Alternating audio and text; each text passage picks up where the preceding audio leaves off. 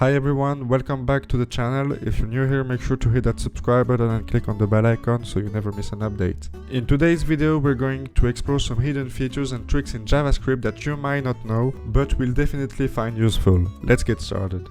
First, we'll look at destructuring assignment. Destructuring allows us to extract values from arrays or objects and assign them to variables in a more concise and readable way. Traditionally, if we have an array of numbers like this, we would extract values like that. However, with destructuring, we can do this in a single line.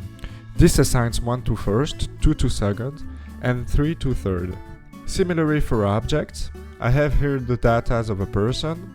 Traditionally, I would extract the data like that, but now with destructuring assignment, I can extract the data like that. This not only extracts the values, but also allows us to rename them in the same step. Next, let's explore template literals. Template literals provide an easy way to create multi-line strings and perform string interpolation. For example, if I have a user named John, the traditional way to create a greeting message is this way, just by making an addition of strings. When you're using template literals, this will look like this. So basically, you're putting the data in brackets with a $sign, and be careful because here we're using backstick. Template literals also make it easy to create multi-line strings. Instead of using concatenation operators, we can write this. Let me show you how it looks like quickly. There we go.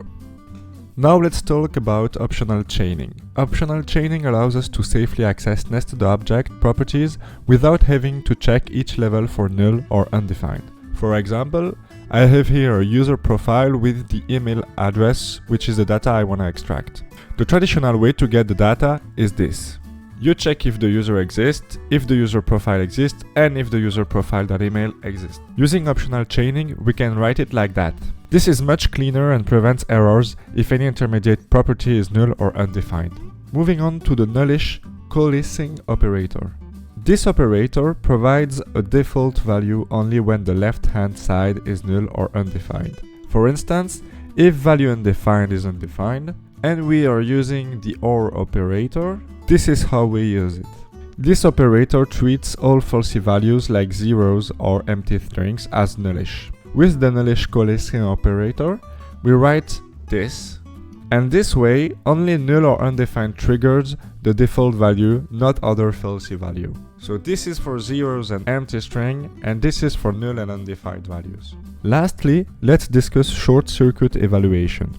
This technique allows for conditional execution of code based on the truthiness of expressions. For example, if isLoggedIn is true, we can use short circuit evaluation to execute a function like that.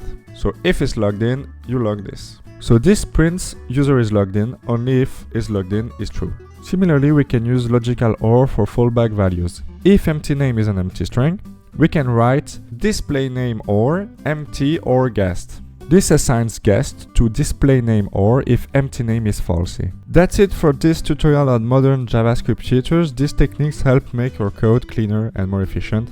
Thank you for watching. If you found these tips helpful, don't forget to like this video and subscribe to our channel for more coding insights. Hit the bell icon to stay updated. Comment below with your favorite JavaScript trick.